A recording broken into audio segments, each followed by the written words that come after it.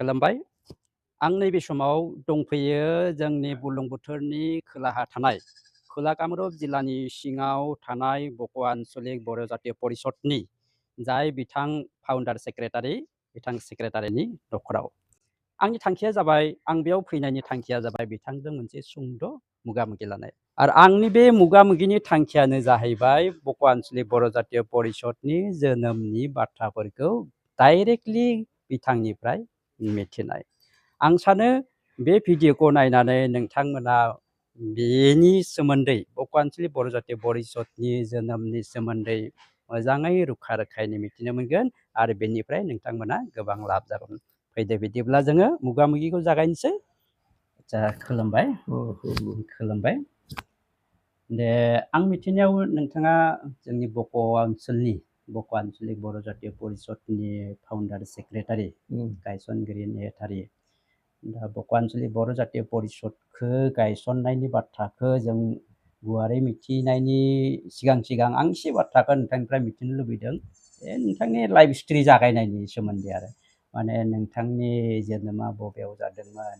नोंथाङा बबेयाव गेदेर गोलाव जादोंमोन बेनिफ्राय नोंथांनि माने दासिम थानाय जायगाया बबेयाव बेनि सोमोन्दै नोंथाङा एसे बुंग्रोब्ला मोजां जागौमोन आं सिगां बुंबायना गामिया जाबाय कुकुरमारा आंनि मुङा जाबाय हेमचन्द्र बसुमतारी आंनि बिफानि मुङा मन्टुप्रा बसुमतारी आरो बिमानि मुङा आइनि मुङा दंमोन रावनि बसुमतारी बे आं जोनोम जानाया बे कुकुरमारा गामियावनो जोनोम जाबाय लेखा-फरा फरायबाय खुब खस्थ' माने बे समाव माने लामा गैयामोन ना हाब्रुबारि जायगानिफ्राय फैनाय मानसिया मोनबो गैयामोन लेखा-फरा फरायनाय मानसियाबो गैयामोन जायखिजाया आं माने प्रथम कुकुरमारा बालिका LP स्कुलाव फरायदोंमोन up to खमान माबानि माने बे बालिका LP स्कुल मोनथ' बे बालिका स्कुलाव जोंखौ माने गेदेर जाबा लाखिया माने बे गामियावनो फरायदोंमोन गामियावनो फरायदोंमोन बे बालिका बिद्यालयाव बे बालिकानिफ्राय जोंखौ माने प्रथम श्रेणी मोननायनि उनाव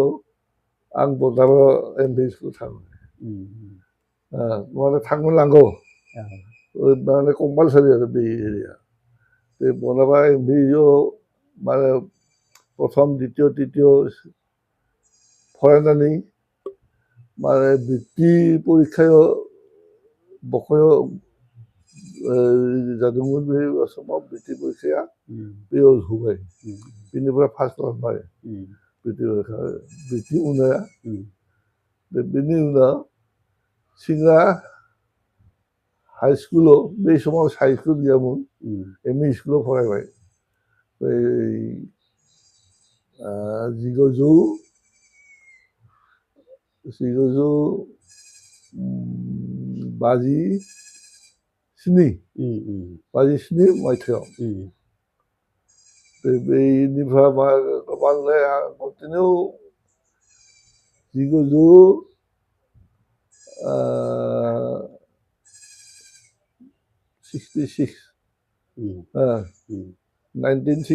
आव मेट्रिक पास खालामबाय आरो बेनि उनाव मेट्रिक पास खालामनानै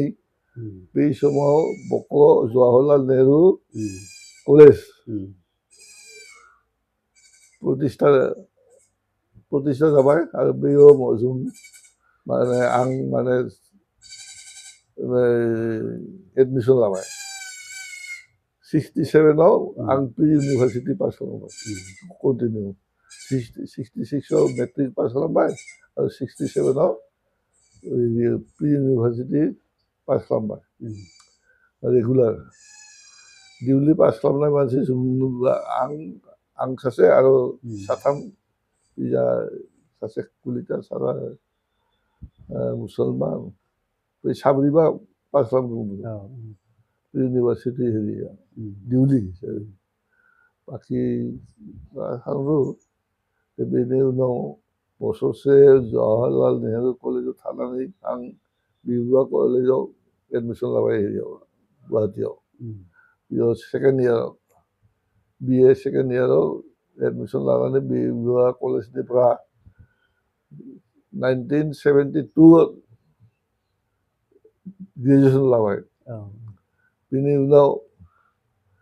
1973 आव ल' एडमिसन लादोंमोन नाथाय बे ल' डिग्रिखौ लानाय नङा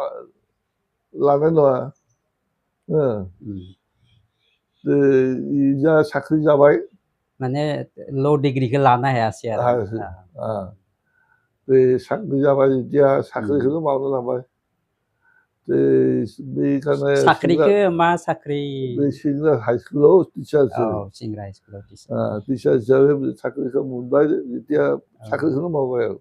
बे बेसेबांसो सननि खोथामोन बे 74 आच्छा 74 निफ्राय आच्छा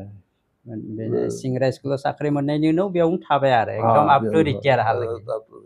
आच्छा आच्छा दा जोङो माने नोंथांनि जे उन्दै समनिफ्राय जिउनि जि बाथ्रा बेखिनिखौ जों एसे मोजाङै मिथिनो मोनबाय दा खोथाया जाबाय मा जों मिथिनायाव आरो जोंनि बे बक' ओनसोलाव नोंथाङा माने बक' आन्चलिक बर' जातीय परिषदनि फाउन्डार सेक्रेटारि हिसाबै बिराद मिथिजानाय बयबो मिथियो जोंनि बक' ओनसोलाव दा बे फाउन्डार सेक्रेटारिनि बिबानखौ नोंथाङा माने जेब्ला मोनदोंमोन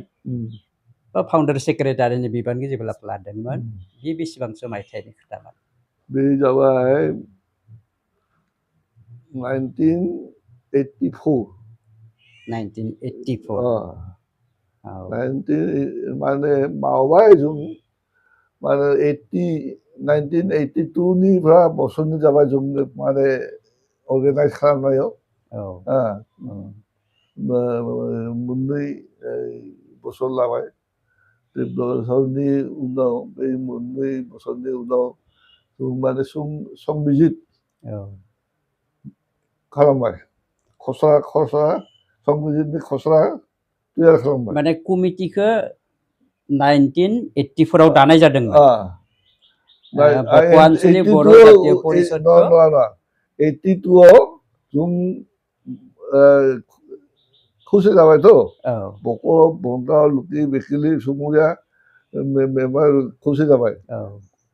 संबिजितनि खसराखौ दानबाय संबिधान खसराखौ सिगां बानायनाय जादोंमोन ना आन्चलिक कमिटिखौ सिगां बानायनाय जादोंमोन खसराखौ जों माने लिटारेट मानसिफोर लोगो जालायनानै संबिजित खसराखौ बानायदोंमोन बेयाव दंमोन 82 आव बानायदोंमोन 82 निफ्राय 84 बोसोरनि जाबाय बोसोरनि नांगौ बे बोसोरनि उनाव संबिजितनि खसराखौ तैयार खालामनानै रायजोखौ लिंबाय लिंनानै माने बे मिटिङा जादोंमोन फुख्रिपारा LP स्कुलाव 1984 मुथते 84 আমি बेखौ मानसि लिंनानै प्रतिनिधिमूलक मिटिंखौ गायसननानै माने बे संबिजितखौ अनुमोदन लाबाय आरो अनुमोदन लानानै बेबायदिनो अरायनि मतामत मोननानै माने कमिटिखौ दानाय जाबाय आरो 84 आव फार्स्ट दानाय जादों बे पुखुरिपारा LP स्कुलाव आच्छा जे 84 कमिटिखौ दानाय जाबाय बक' आन्चलिक बर' जातीय परिषदखौ बिनि सिगाङावनो संबिधान खसराखौ बानायनायजों लोगोसे कमिटिखौ दानायखौ लाफानानै माने जाय बे बक' आन्चलिक बर' जातीय परिषद दानायखौ लाफानानै माने सिगां फार्स्ट सोर बेसि गुरुत्त होदोंमोन आरो खामानिखौ सोर बेसि गुरुत्त होनानै बे खामानिखौ आवगायलांदोंमोन बे खामानिखौ गुरुत्त होनाय गेजेराव दं आं सासे सभाराम दैमारि বলরাম বড়ো, আনন্দ বড়ো, এই তারিণী খাখালারি, তারিণী প্রসাদ খাখালারি, করকাপাড়া बै साब्रै साबा मानसियानो माने गोबां माने मेन दायित्वखौ लादोंमोन आरो बिथांमोनानो मेन दायित्वखौ लानानै खामानिखौ आवगायलांदोंमोन आरो आदसा बेनि उनाव नोंथांमोना जेब्ला गिबिसिन बिबानखौ मोनबाय नोंथाङाथ' सेक्रेटारि हिसाबै मोनबाय आफादगिरिया नोंथांजोंसो दंफायोमोन बै आनन्द बर' नवापारानि खसरा कमिटिनि आफादगिरिमोन हेरि बलराम बर' काजिगाव काजिगाव खसरा कमिटिनि आफादगिरिमोन बलराम बर' काजिगावनि आदसा नेहाथारिमोन ओइ सभाराम दैमारि खसरा कमिटिनि माने बक' आनसलिक बर' जातीय परिषदनि संबिधान खसरा कमिटिनि खसरा कमिटिनि आफादगिरि बलराम बर' आरो नेहाथारि सभाराम दैमारि आदसा दा बे समाव नोंथांमोननि जि माने फार्स्ट कमिटि आरो बक' आनसलिक बर' जातीय परिषदनि बेयाव प्रेसिडेन्ट सेक्रेटारि आफादगिरि नेहाथारिनि अनगायैबोथ' आरो गुबुन सोद्रोमाफोर दंमोन मेम्बारफोर दंमोन बिथांमोननि मुंफ्रा एसे गोसोआव दंना नोंथाङा दं एसे मेम्बार हिसाबै आफादगिरि जाबाय कमिटिखौ दानबायथ' 1984 बा अक्ट'आ मांखौ माबाबाय बै खसरा कमिटिखौ बलराम बर' बै आफादगिरिनि जाबाय आरो नेहाथारिमोन सभाराम दैमारि बेनि उनाव जोंबो माने बै कार्यकरि कमिटि दानबायथ' बे कार्यकरि कमिटियाव आफादगिरि जाबाय आनन्दराम बर' नवापारा भाइस प्रेसिडेन्ट जाखो भाइस प्रेसिडेन्ट गैयामोन नेहाथारि हिसाबै आंखौ होबाय आं हेम बसुमतारी बे आरो मेम्बार हिसाबै खगेन बर' अडिटरबो बिथांमोन खगेन बर' नवापारा बेलराम बर' एडभाइजार हिसाबै थाबाय तारिणी प्रसाद खाखालारि मेम्बार हिसाबै बिपिन बर' पुख्रिपारा मेम्बार बेनि उनाव प्रथम हिसाबै बेखिनियानो दं आदसा बे समाव नोंथांमोना जेब्ला बे जोंनि बक' आनसलिक बर' जातीय परिषदखौ दादोंमोन बे समाव नोंथांमोना रायजोनिफ्राय माबायदि अननाय मोनदोंमोन अननायाथ' खुब मोजां मोनदों खुब मोजां मोनदों बे समाव मानसि भेजाल गैयामोन एकदमानो सिदा जों बेगिदि दानबाय समाजखौ माने समाजनि बे उद्देश्य एरिया लक्ष्यआ दा बेयाव दर्शन बुजिदबो दं जे जों माबायदि लुखि बेकेलि बक' बनगाव समबुरा बे मोनबा मौजानि बर' रायजोखौ खौसे खालामनो हायो मोनसे संबिजितआव लाबोनो हायो बेखौ सिन्था खालामनाया बे दानबाय बेबायदि सोलिनानै दं आदसा बे बक' आनसलिक बर' जातीय परिषदखौ दानायनि सिगाङाव जोंनि बे ओनसोलाव माबा बेलेग कमिटि हिसाबै दंमोन नामा बेनि सिगाङाव दंमोन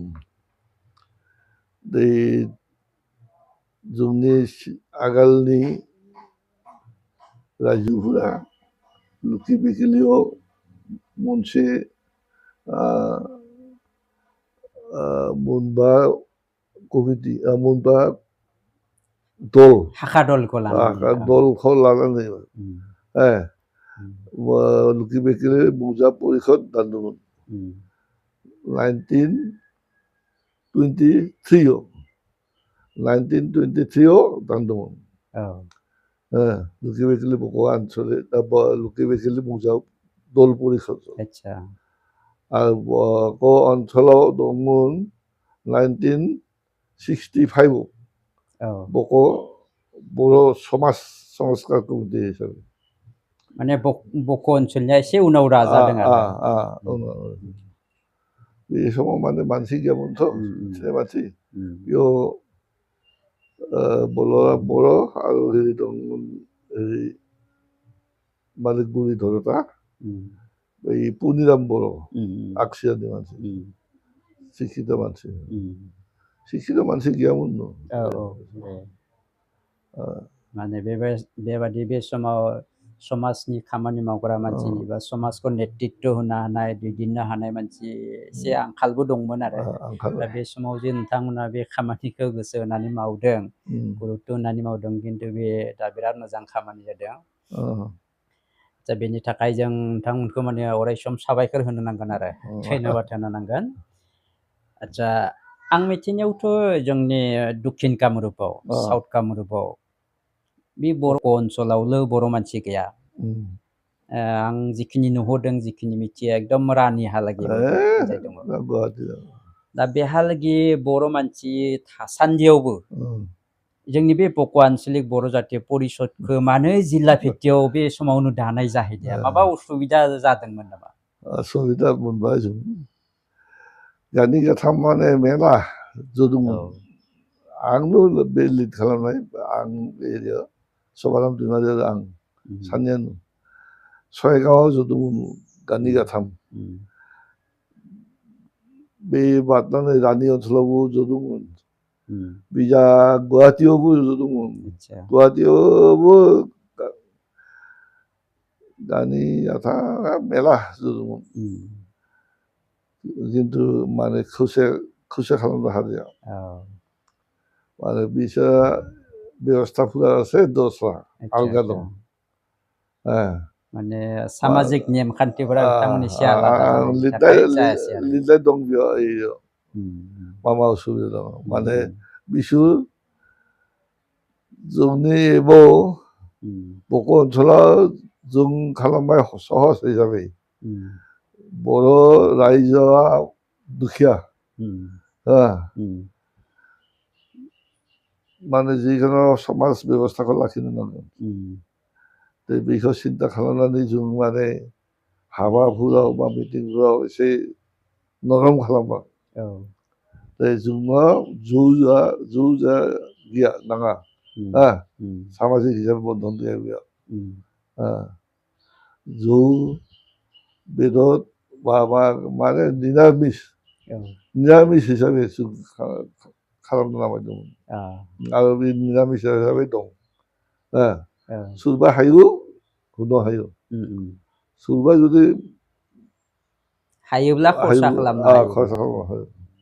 खिन्थु जोंनि बान्धन गैया बेयाव खिन्थु बिजा आन्दार गुवाहाटीयाव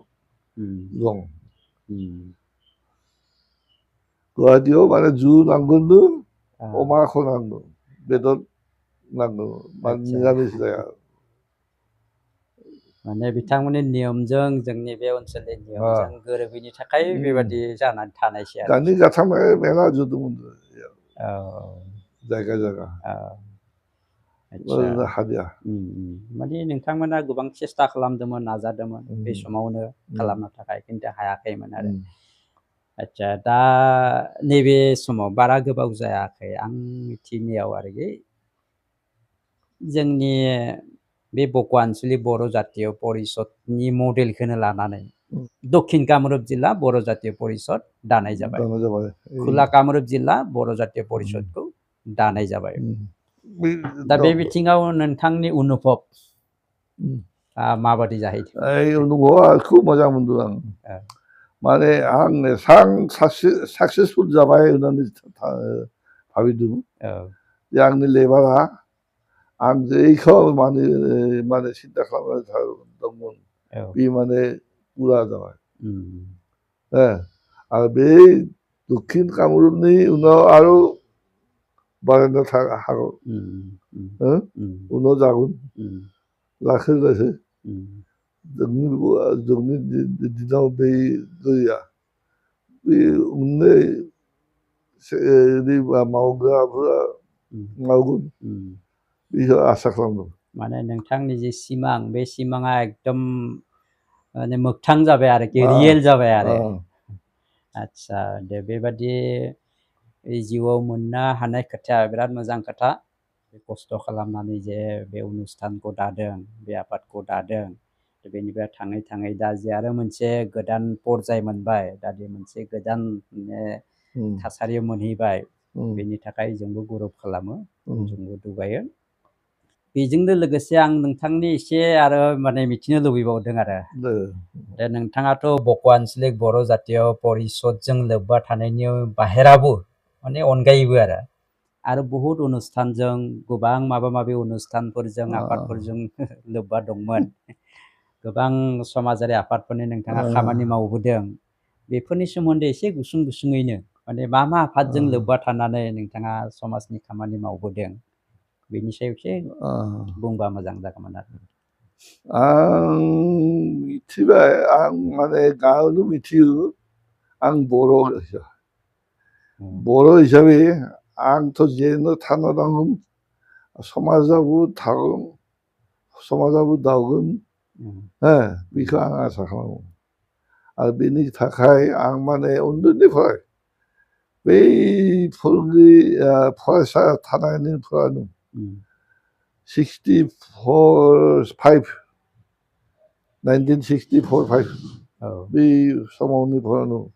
आं ट्राइबेल राभा बर' गार' ट्राइबेल जिफोर दं माने दक्षिण कामरुप ट्राइबेल स्टुडेन्ट इउनियन दानो बेनि उनाव बे दंमोन दे सराम दैमारि आं कातिराम राभा এই साथामनो जों माने लिड खालामदोंमोन बेखौ खिन्थु बै एजिपि गभर्नमेन्ट फायनायनि उनाव बेयो माने मोनसे आरो बेलेग जाबाय दानबाय ट्राइबेल बेयाव लिड लाबाय लक्षण प्रसाद राभा आरो बेयो लिडार जाबाय এই दा जे दं कर्ण राभा आरो रिजेन बसुमतारी भगदाबारिनि रिजेन जाबाय सेक्रेटारि आरो कर्ण राभा जाबाय प्रेसिडेन्ट बे हिसाबै माने आलदा आरो ट्राइबेल स्टुडेन्ट इउनियन गठन खालामबाय बेनि उनाव थायै जोब्बाय बे जाबाय आच्छा बेनि अनगायैबो आं कलेजाव फरायनायाव बिमुरा कलेजाव फरायनाय गेटार गुवाहाटि बर' स्टुडेन्ट इउनियन ट्राइबेल बर' स्टुडेन्ट इउनियन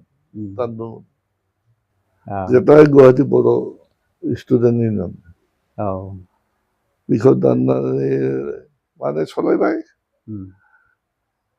आंनि सिगाङाव एसे नेहाथारि सानै साथाममोन आं उनाव आं फरायनाय समाव बे